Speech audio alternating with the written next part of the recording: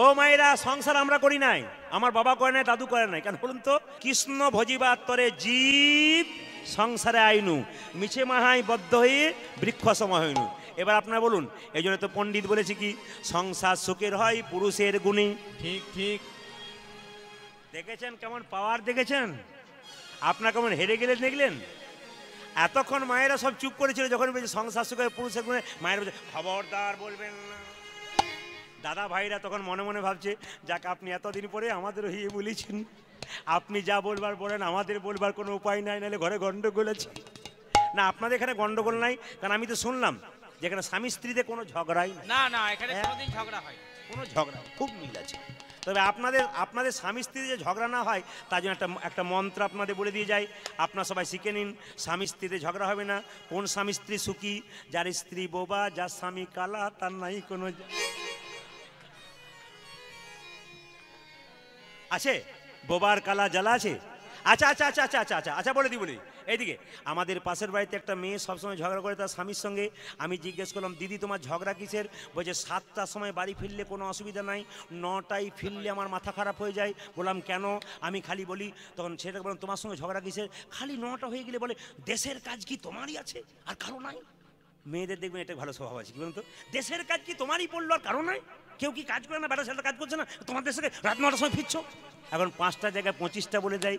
আমরা তোমাদের ঝগড়া হবে না। বলছে ঝগড়া হবে না? বলে মন্ত্র বলে দাও প্রদীপবাবু। আমি মন্ত্র জানি না, পাশের গ্রামের সাধু বাবা এসছে, ওর কাছে যাও, মন্ত্র বলে দেবে। তখন সাধু বাবার কাছে গেছে, দুজনে সকালবেলায় স্নান করে।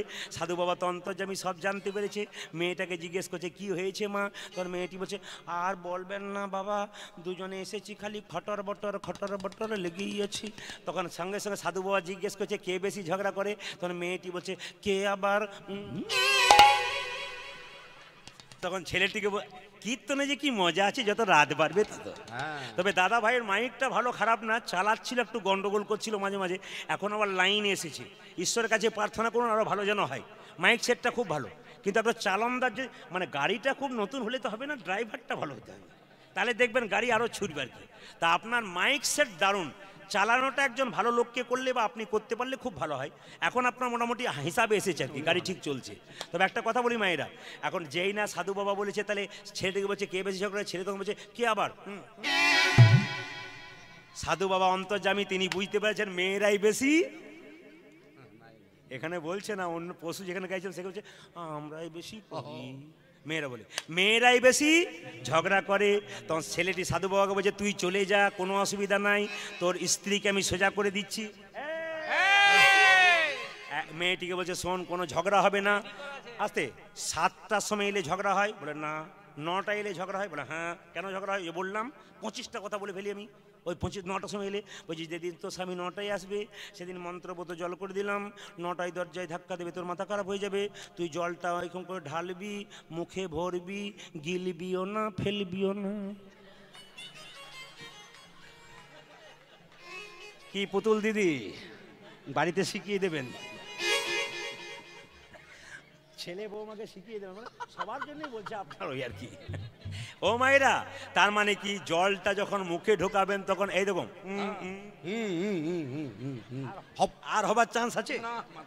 এখানে যারা আছে তারা মনে মনে ভাবছে যে যদি কোনো দাদার এরকম গন্ডগোল হয় যে জল নিয়ে প্রদীপ পালের ওষুধটা কাজে লেগেছে। যেটা বল রাধা রানী কি, শ্যাম সুন্দর কি, রামকৃষ্ণ দেবের কথা সবাই তালি দিয়ে কি বলছে? হাতে কাম করো আর মুখে নাম করো। হাতে করো কাম আর মুখে বলো হরি, মানব জন্ম তোমার যাইবে গোতরি। হাতে করো কাম আর মুখে বলো হরি, মানব জন্ম তোমার যাইবে গোতরি। এই যে হাতে করো কাম আর মুখে বলো হরি, মানব জন্ম তোমার যাইবে গোতরি। বুঝা যে হাতে করো কাম আর মুখে বলো হরি, মানব জন্ম তোমার যাইবে গোতরি। মহাপ্রভু বলেছেন খাইতে শুইতে যথাযথ হরিনাম করা যায়, তাহলে ঝাঁটা নিয়ে করুন। আপনি ঝাঁটাটা বাড়িতে ঝাঁট দিচ্ছেন তো, এরভাবে হরিনাম করা যায়। হরে কৃষ্ণ কৃষ্ণ কৃষ্ণ হরে হরে, হরে রাম রাম রাম উলধ্বনি।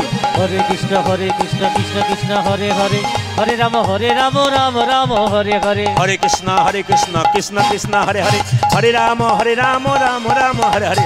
হরে কৃষ্ণ কৃষ্ণ কৃষ্ণ হরে হরে, হরে রাম রাম রাম হরে হরে। হাতে করো কাম আর মুখে বলো হরি, মানব জনম তোমার যাইবে গো তরি। পূজা যে হাতে করো কাম আর মুখে বলো হরি মানব জনম তোমরা যাইবে গো তোরে। বাবা বয়স্ক বাবাদের বলে আমাদের 3টে হাত আছে, দুটো ডান হাত আর বাঁ হাত দুটো, একটি অজুহাত। অনেকে বলি দাদা কীর্তন শুনতে যাবেন না, সে আবার কত দুঃখ করে বলে অজুহাত দেখাই। আমার মতো হতভাগাকে কি ভগবান ডাকে গো।